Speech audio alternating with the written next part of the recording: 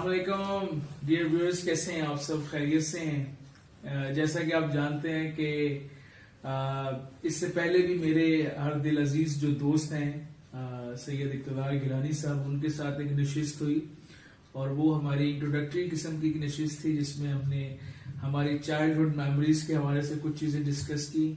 तो आज का बुनियादी जो पर्पज़ है हमारी गुफ्तगू का, उसका मकसद ये है कि हम कुछ हेल्दी डिस्कशन करें। वैसे तो आपको पता है कि इस वक्त हमारा सोशल मीडिया जो है वो आजकल क्या हमारी प्रेफरेंसेस हैं सोशल मीडिया पे ऑडियंस की। तो मैं सबसे पहले शादी आपको खुशामदीद कहता हूँ आज के हमारे इस वीलॉग में। Thank you very much Sheikh साहब। सबसे पहले तो मैं आपको अप्रिशिएट करना चाहता हूँ कि आपको इस तरह के टॉपिक्स पर बात करने का और इनको डिस्कशन में लेकर आने का और वीलॉग्स वगैरह बनाने में आप काफ़ी ज़्यादा मुतहर्रिक रहते हैं, जो कि एक अच्छी चीज़ है। मैं इस मामले में कदरन सुस्त वाक़ हुआ कि बोलने को अगर कुछ होता भी है तो शायद शादी आप माशाल्लाह स्कूल ज़माने तालिब इल्मी से हम मोतरफ हैं। आपकी स्पीच हो, आपने अल्हम्दुलिल्लाह को करिकुलर एक्टिविटीज़ में अपना लोहा बनवाया अल्हम्दुलिल्लाह यूनिवर्सिटी लेवल तक। Proud moment for us as being a friend, और ओवरऑल तमाम लोग ही मोतरफ हैं। तो शादी आज का जो बुनियादी यानी मेरा क्वेश्चन है, आप माशाल्लाह एक्सपर्ट हैं, डॉक्टर हैं और मुख्तलिफ शोबा जिंदगी के लोगों से आपकी मुलाकात रहती है और आप खासा यानी सबसे अच्छी चीज व्यूअर्स में आपको बता रहा हूँ, शादी इन तमाम चीजों के साथ साथ जो है ना वो अपनी यानी जैसे किताब बीनी बुक रीडिंग जो है, यानी जब से हम टेक्नोलॉजी एडिक्शन का शिकार हुए हैं तो बहुत सारे जो लोग हैं, अगर हम एक एनालिसिस भी करें जनरल, तो शायद बहुत कम लोग होंगे जो शायद कोई किताब पढ़ते होंगे, बहुत रेयर लोग हैं। लेकिन शादी अल्हम्दुलिल्लाह अपनी बुक, अपने घर में इनकी एक लाइब्रेरी है और अपनी बुक रीडिंग के अंदर इनका खासा, और जाहिर सी बात है बुक रीडिंग जब आप करते हैं तो वो आपको तहम्मुल मिजाज और आपको थोड़ा सा खामोश तबा बताती है। लेकिन आज क्योंकि शादी नहीं बोलना है तो मेरा शादी सवाल पहला ये है कि इस वक्त देख रहे हैं कि सोशल मीडिया जो हमारा कंटेंट है और मुख्तलिफ प्लेटफॉर्म्स पर सोशल मीडिया हम देखते हैं और लोगों का जो सबसे इजीली एक्सेस है वो फेसबुक है। तो जैसे कि अब रमजान मुबारक का एक मुकद्दस महीना है, मेरा ये सवाल है कि लोगों का इस महीने में जाहिर सी बात है कि जो तरजीहात हैं कंटेंट के हवाले से, आप इस पर क्या ओपिनियन रखते हैं और इस पर क्या सजेशन देते हैं, क्या एडवाइस करते हैं कि हमारी यंग जनरेशन को या हमारे अपने बच्चों को, फैमिली के छोटे बच्चों को किन चीज़ों की तरफ जो है वो रागिब होना चाहिए, परसुएड होना चाहिए और कौन सा कंटेंट उन्हें देखना चाहिए, स्पेशली माह रमजान मुबारक में? सर जज़ाकल्लाह। सबसे पहली बात तो ये है कि अगर हम बात करें सोशल मीडिया की, तो सोशल मीडिया इटसेल्फ कोई डेविस्टेटिंग चीज़ या इनकरेजिंग चीज़ नहीं हो सकती, बल्कि आप उसका इस्तेमाल किस तरह से कर रहे हैं उस पर डिपेंड करता है कि वो आपके लिए डेविस्टेटिंग बनती है या आप उससे कुछ हासिल कर पाते हैं। अनफॉर्चुनेटली इस वक्त जो सूरत हाल चल रही है ओवरऑल जनरली, क्योंकि मैं भी इसी दौर का रहने वाला हूं और हमारे भी जाहिर बात है जॉब और बाकी सारी रूटीन कुछ इस तरह से होती है कि सोशल मीडिया और इन सारी चीज़ों का यूजेज हमारा बहुत फ्रीक्वेंट रहता है। और इस वक्त 90% जो यूज है सोशल मीडिया का वो तो डेफिनेटली डेविस्टेटिंग है। डेविस्टेटिंग इन अ सेंस कि उसके फिर बहुत सारे फैक्टर्स हैं। देखिए, आप जब भी कभी जिंदगी में कोई काम कर रहे होते हैं तो उसका एक मतमय नजर आपको लाजमी सामने रखना चाहिए और वो ये कि आप उस काम से हासिल क्या कर रहे हैं। बिल्कुल। क्योंकि जो भी आप काम कर रहे हैं, जो आप अपनी सेंसेस के जरिए ऑब्जर्व कर रहे हैं, जो भी चीज आप देख रहे हैं, सुन रहे हैं, उसको टच करके महसूस कर रहे हैं, सेंसेस के जरिए जो भी चीजें आप अपने अंदर लेकर जा रहे हैं, दैट आर बेसिकली इनपुट्स। और ऐसा कभी नहीं हो सकता कि इनपुट्स आप जहरीली किस्म की लें, टॉक्सिक लें और आउटपुट्स आप अच्छे दे पाए, ऐसा नहीं हो सकता। जैसे ही आप इनपुट्स देंगे अपने बॉडी को, अपने माइंड को, आपका माइंड डेफिनेटली अल्टीमेटली उसी तरह के इनपुट्स आपको आउटपुट्स वापस कर रहा होगा। तो सोशल मीडिया पर इस वक्त चाहे वो सिर्फ सोशल मीडिया हो या हमारा टीवी हो, आपने रमजान के हवाले से सवाल किया तो I will stay specific on the topic of Ramzan. कि रमजान में अगर आप इस वक्त टीवी चैनल्स को खोल कर देखें, सबसे पहली बात यह है कि अल्लाह पाक ने रमजान का महीना बनाया क्यों। रमजान का महीना बाकायदा एक पूरा काम है। अगर आप इसको इंसानियत के नाते और मुसलमान होने के नाते देखें तो पूरे साल के अंदर अल्लाह पाक ने एक महीना ऐसा फिक्स कर दिया है जिसमें वो आपकी साइकोलॉजिकल ट्रेनिंग करता है, जिसमें वो आपकी स्पिरिचुअल ट्रेनिंग करता है, जिसमें वो आपको फिजिकली फिट करता है। पूरे साल का जो आपने गुनाहों का बार अपनी रूह के ऊपर उठाया हुआ होता है, खाने का बार अपने जिस्म के ऊपर उठाया हुआ होता है, और डिफरेंट तरह की एंजाइटी और स्ट्रेस सिचुएशंस का बार अपनी साइकोलॉजी पर उठाया हुआ होता है, अल्लाह पाक रमजान के महीने में उससे आपको आजाद करता है हर हवाले से। आपके ऊपर खाने पीने का कदगन उसने लगा के आपकी फिजिकल फिटनेस को उसने रखा। उसके बाद आप जब इस माह रमजान में इबादात को अच्छी तरह बजा लेकर आते हैं तो डेफिनेटली आपकी एंजाइटी, आपके स्ट्रेसेस वो खत्म होते हैं। और तीसरी चीज, क्योंकि कुरान मजीद को रमजान मुबारक को कुरान मजीद की बहार का महीना कहा गया है। कुरान मजीद की बहार है और कुरान मजीद इसी माह में नाज़िल हुआ। और कुरान मजीद की आप जब मुसलसल तिलावत करते हैं तो कुरान मजीद को फुरकान कहा गया है, हक को बातिल में तमीज करने वाला। जब आपको हक को बातिल की तमीज आती है इस महीने के अंदर तो आपका वे ऑफ लाइफ बहुत हद तक ठीक होता है। अब रमजान के ये फयूज और बरकत आप उस वक्त हासिल कर सकते हैं जब आप रमजान को उस तरीके से गुजारें जिस तरह अल्लाह पाक ने उसको गुजारने का हुक्म दिया है। बट अनफॉर्चुनेटली प्रैक्टिकली हमारे इर्द गिर्द क्या होता है, आप टीवी खोलकर देखिए, आपको सहरी ट्रांसमिशंस आपके कई घंटे खा जाएंगी जिसमें आपको कुछ भी प्रोडक्टिव नहीं मिलने वाला। कोई सहरी ट्रांसमिशंस में गेम शोज कर रहा है, कुछ लोग फिकही मसाइल को भी उसके अंदर उजागर करते हैं, मैं उसके ऊपर तनकीद नहीं करूंगा। बहरहाल जो कुछ भी टीवी पर चल रहा हो वो नेमुल बदल नहीं हो सकता कि आप 2 घंटे बैठकर कुरान मजीद की तिलावत करें, उसका तर्जुमा पढ़ें और समझें, या आप 2 घंटे सहरी और अफ्तारी की ट्रांसमिशन में बैठें, तो इन दोनों की प्रोडक्टिविटी में जमीन और आसमान का फर्क है। ये तो हो गई टीवी।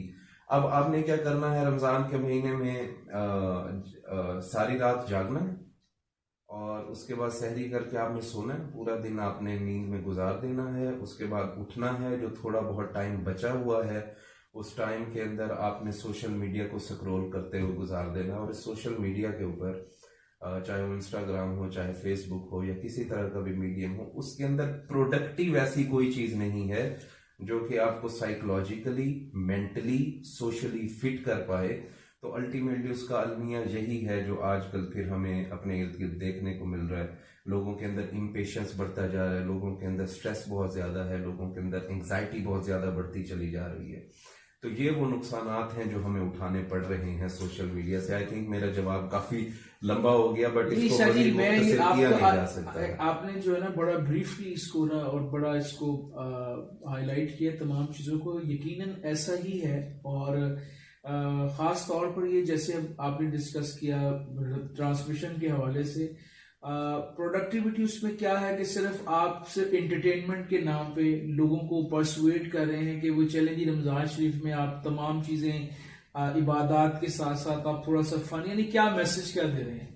यानी कोई ऐसी चीज नहीं है जिसको आप एनकरेज कर सकें, या ऐसे अक्सर जो ये ट्रांसमिशंस के जो होस्ट हैं वो पब्लिक को यही मैसेज दे रहे हैं कि यार आप सारा दिन रमजान शरीफ और इसकी इबादत में से गुजरने के बाद शाम को, मेरे ख्याल से अब चूंकि उनको व्यूअरशिप मिल रही है, लोग ऐसा कंटेंट देखना चाहते हैं। आपने बिल्कुल दुरुस्त। और दूसरे नंबर पर देखें, रमजान शरीफ की अहमियत और अफादियत के बारे में तो अल्लाह ताला की तरफ से और बहुत सारी चीजें हमारे सामने हैं कि रोजे के फवाइद जो हैं वो हमें हासिल होते हैं। और जिस चीज से हम लोग डरते हैं, यानी भूख प्यास से, अक्सर इंसान आम जिंदगी में किस चीज से खौफजदा हो कि यार शायद हालात ऐसे ना आ जाए कि मुझे फाका कशी करनी पड़े। तो अल्लाह रब्बुल इज्जत ने इस इबादत को यानी भूख प्यास को इबादत का दर्जा दिया है। और हमारे लोगों के लिए एक लेसन है कि भाई आप जो है अपनी लाइफ को बैलेंस कर सकते हैं और रोजे से आपके अंदर। और जहां तक आप ही की बात से मैं आगे इसको मजीद इसमें ऐड करूंगा।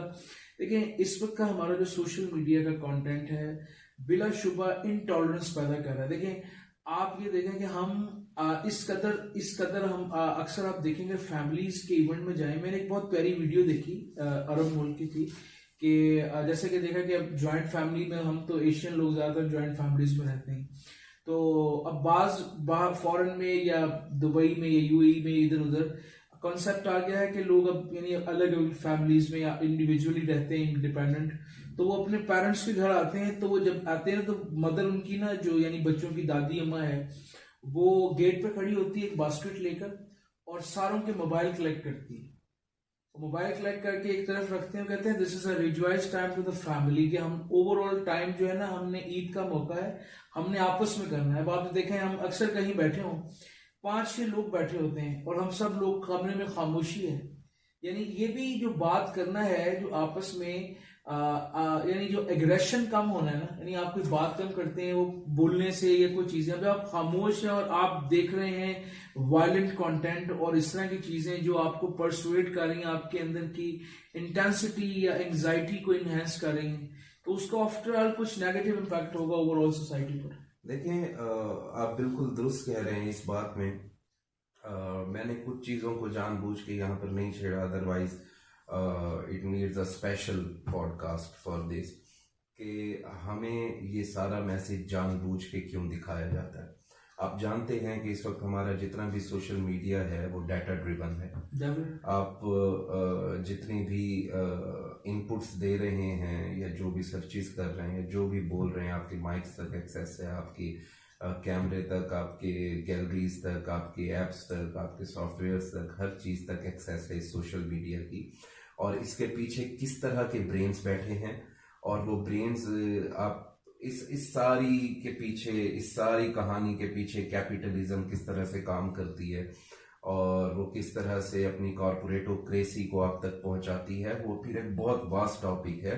वो आपको अपने मकसद के मुताबिक किस तरह का बनाना चाहते हैं और आप अल्टीमेटली बगैर कुछ सोचे समझे उनके उन मकासद में इस्तेमाल होते हैं। अब उसके लिए उस चीज से बचने के लिए आपको अपना थिंकिंग प्रोसेस चाहिए, अपना थिंकिंग प्रोसेस, एक इंडिविजुअल, एक independent thinking process. Thinking process बहुत ही जबरदस्त चीज है। हमारी एज के जितने लोग, हम जब छोटे थे तो हमारे पास फारिग वक्त में मोबाइल फोन्स नहीं हुआ करते थे। बिल्कुल ठीक है, आई थिंक मेरे पास जो पहला कंप्यूटर का एक्सेस आया था तो वो भी I think 8th 9th class में ऐसा कुछ जाके था, और वो भी उसमें इंटरनेट आपको हर वक्त अवेलेबल नहीं हुआ करता था जैसे अब आपको अवेलेबल होता है। हमारा बहुत ज़्यादा टाइम फ्री होता था। फ्री टाइम के अंदर आपका अपना थॉट प्रोसेस काम करता है, आप अपने ओपिनियन जनरेट करते हैं, आप अपनी साइकी बिल्ड करते हैं जब आपको फ्री टाइम मिलता है। ये थिंकिंग प्रोसेस आपसे छीन लिया गया, इट हैज बीन स्नैच्ड। अब आप नींद से उठे, नींद से उठते ही आपने पहला क्या काम किया, आपने फोन उठाया। अब वो फोन के जरिए आपको मैसेजेस जा रहे हैं, आपका थिंकिंग प्रोसेस मैनिपुलेट किया जा रहा है, आपका अपना थिंकिंग प्रोसेस काम नहीं कर रहा। तो इन चीजों से बचने के लिए कुछ एक्टिविटीज होती हैं, कुछ काम करने पड़ते हैं, जो कि हम फिर कभी इंशाल्लाह डिस्कस करेंगे डिटेल में कि किस तरह बिल्कुल। हम अपने शाजी हम कोशिश करेंगे कि हम अपने आइंदा के हमारे जो वीलॉग्स हैं उसमें हम कुछ इस तरह की चीज़ें, ख़ास तौर पर ना मैं जो हमारी यूथ है और जो हमारे ग्रोइंग एज के बच्चे हैं, इवन दो कि हमारे अपने घर में छोटे बच्चे जो हैं वो टेक्नोलॉजी एडिक्शन का शिकार हैं, खैर उनको तो यानी उनके लिए भी डेफिनेटली कुछ ना कुछ स्ट्रेटजीज हम अडॉप्ट कर सकते हैं कि उनको इससे निकालने के लिए। और जो हमारे यंगस्टर हैं, यानी जिसमें से 10 से 12 या 15 ऑनवर्ड जो बच्चे हैं, उनको ऐसी स्ट्रेटजीज उनके लिए डेवलप की जा सकती हैं कि वो इस सोशल मीडिया की, जो जैसे आपने बात की कि इसके ऊपर जो हमें नहीं पता कि हम किसी के मकासद में इस्तेमाल हो रहे हैं, तो लिहाजा हमारी कोशिश होगी कि हम आइंदा की नशिस्त में कुछ चीज़ें, और आप मुख्तसरन में हमारे इस व्लॉग के अख्ताम पर एक तो आपका शुक्रिया अदा करूंगा कि आपने अपना कीमती वक्त दिया और अपनी बड़ी थॉटफुल किस्म की और बड़ी एक जामे किस्म की हिकमत अमली भी हमारे साथ शेयर की और इसके पीछे की सारी कहानी। आखिर में मैं आपसे ये पूछना चाहूँगा कि इन हमारी जो इस वक्त यानी यूथ है, इनके हवाले से आप एक छोटा सा कोई पैगाम, यानी आज की नशिस्त के हवाले से खास तौर पर स्पेसिफिकली कोडिंग रमजान मुबारक, जहां से हमारा सवाल स्टार्ट हुआ। देखिए, मैं तो अपने आप को भी यही नसीहत करता हूँ, गो कि उसमें मेरी कोताही भी हो सकती है बतौर इंसान, और सब भाइयों को जो भी इस वक्त हमारी ये वीडियो देख रहे होंगे, उनसे मैं ये रिक्वेस्ट करता हूँ कि रमज़ान मुबारक का जो महीना है, ये अल्लाह पाक ने आपको एक बेहतरीन अपॉर्चुनिटी दी है out of a whole year कि आप अपनी साइकोलॉजी, अपने फिजियोलॉजी, अपने फिजिकल स्टेमिनास को आप अपने आप को इस एक महीने में इतना ज़बरदस्त बना सकते हैं कि अगला एक साल आपका बहुत सुकून से गुजरेगा इंशाल्लाह। नेक्स्ट रमज़ान, अभी जब आपकी चीज़ें दोबारा से ख़राब होना शुरू हो रही होंगी तो अल्लाह पाक एक और रमज़ान भेज देगा। तो इस रमज़ान का फ़ायदा उठाइए, इसको उसी तरीके से गुजारिए जिस तरह इसको गुजारना चाहिए, जिस तरह इसको गुजारने का हुक्म दिया है।